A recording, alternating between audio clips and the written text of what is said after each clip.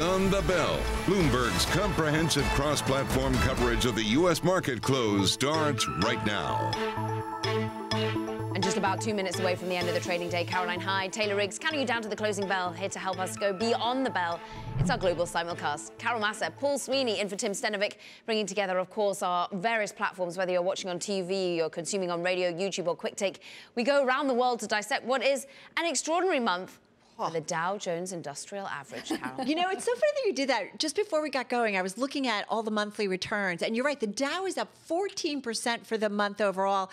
Russell 2000's up about 11%, S&P's up 8%, and then the NASDAQ 100's up about 4%. But you're right, Caroline and Paul, like, that's the outperformance, the Dow Transports, not the Dow, well, Dow Industrials. It has been. It's been the Dow. It's been some of those names like Caterpillar. If you think about on the flip side, the technology sector, which has been obviously a market leader for years and years and years, feeling the pain here. And of course, we're still feeling the pain, I think, from some of those tech earnings we had last week, which I think for some investors may have called into question their continued support of some of these sub-tech sectors. We've talked a lot, too, when we think about the end of the trading month and the size and the scope and the superlatives, the relative underperformance of the NASDAQ 100 relative to the S&P 500. I think we're on track for about maybe the second to worst month that we've had since about 2008. So you're really looking at, well, maybe more equal weight indices or Dows in this case, is that big tech we really saw last week had been pressuring the majors. And Taylor, it's a lot about the bond market, right?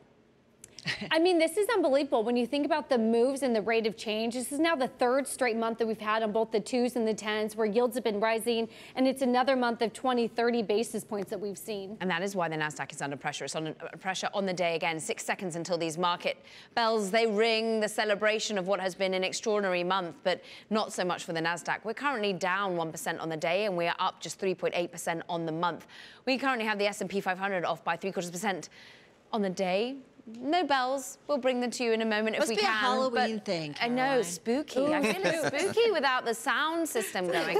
But we are having an S&P that's off by 28 points on the day, but as we say on the month, having a stellar month, up more than 8.5%. The Dow having the best month since 1976, folks, up 14%, but on the day it's just off by 0.4%. And let's bring it out to the Russell 2000, because you so smartly point out, Carol, it's had a phenomenal month too, up more than 11%, but on the day it too is in the red. Yeah, it's pretty remarkable. Like, you look at this, and I was thinking about, I mentioned transports by mistake, but they were up like 12, 13%. And I do wonder, you know, ultimately, what does that say about the economy, right? Right, when you see these names, Taylor, this sector, it usually is a sign that, you know, the economy's doing okay. Well, take a look at this, Carol, when you think about a few sectors underneath the surface. And for the day, actually, things looked a lot worse than typically what a 0.7% of a decline on the major average would tell you. Carol, to your point, it's energy and it's healthcare and it's hardware equipment and it's services. Those are the only two sectors, of course, in the green. Everything else is in the red. I want to come down to the bottom of the screen as well.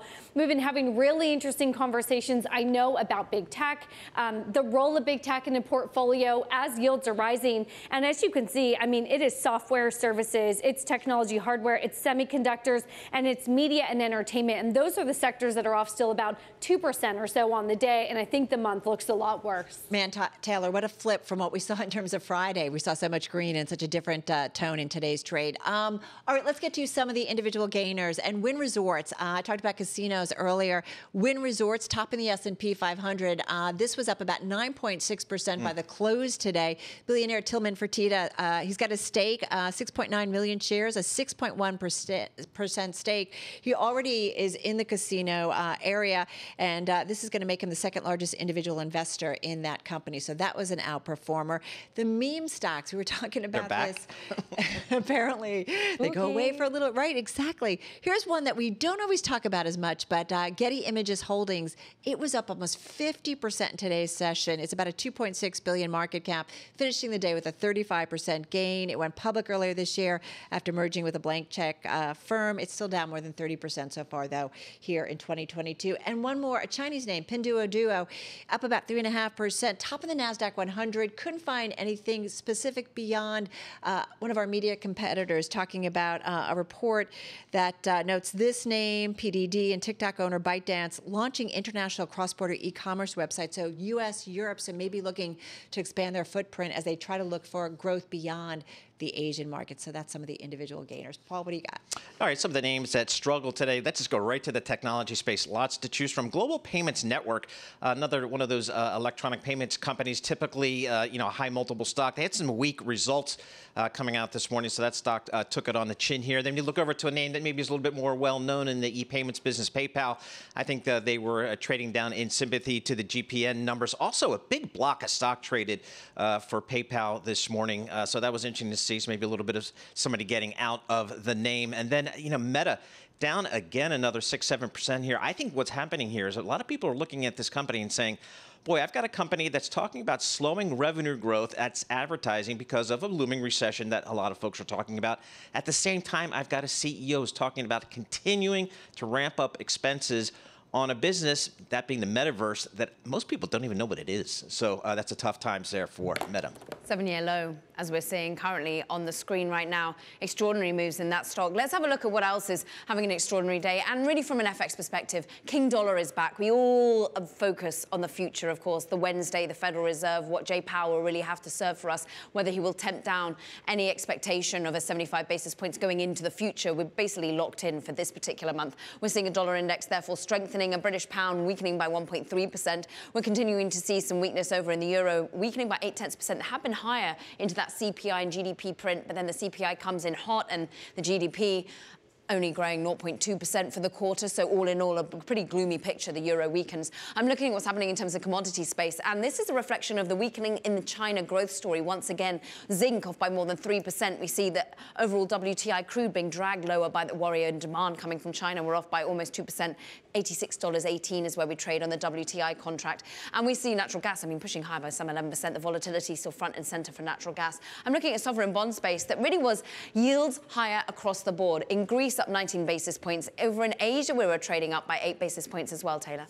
It is wild, Caroline, when you think about the month that we've had. Take a look really with the big focus on the front end of that yield curve. In the last 15 months, two-year yields have jumped in 13 of those. There's only been 2 months in the last 15 where two-year yields actually declined on the month. So I bring you the latest 20 basis point moves on the 10-year, also rising in the last 3 months consistently, up 24 basis points. So, Carol, this really thinks is a day. Of course, here we're ending with yields rising.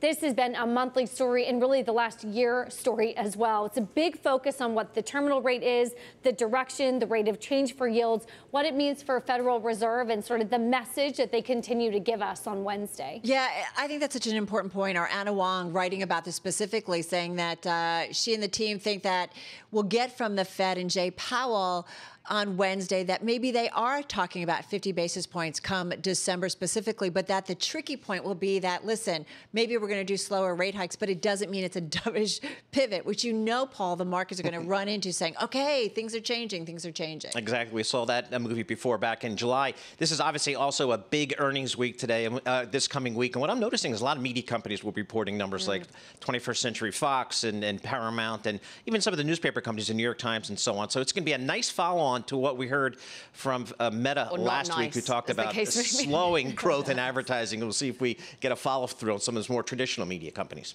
Yeah, overall, this is a story of purse strings tightening and really the marketing budget having to be curtailed because CEOs are worried. They are looking into a recessionary environment. That's going to be dictated by the macro, what we hear from the Federal Reserve, from the micro, and also how globally exposed they are. I think the March higher of the US dollar is just something that's going to continue to hit some of these bottom lines. I think what's so interesting when we talk about purse strings tightening, just the latest story that we have out from JP Morgan's Marko Klanovic, saying that global hiking cycle will end by early 2023, not even in early 2023, but by then. As we really think about the global nature of this hiking cycle and looking for that pivot, Carol. Well, speaking of pivot, how quickly do we get off that Fed meeting come Wednesday and then think about the monthly jobs report? And what does it tell us? Does it mean that we're a little bit more worried that maybe things are slowing down much more quickly? Or do we continue, Paul, to see a strong labor market and what that means? Exactly right. It's been one of the amazing aspects of this recovery or coming out of the other side of this pandemic, how strong the labor market is. I'm going to be looking at the wage number. Are we going to see some wage inflation out there in this economy? And if so, what does the Fed do in response? Also, Carol, tomorrow jolts, so we go even closer than Friday. Exactly, right. There's so many. I think this is such an important part of trying to figure out whether or not those Fed moves are working. All right, guys, that's a wrap. That does it for our cross-platform coverage, radio, TV, YouTube, and Bloomberg Quick Take. We call it Beyond the Bell. We will see you again, same time, same place tomorrow.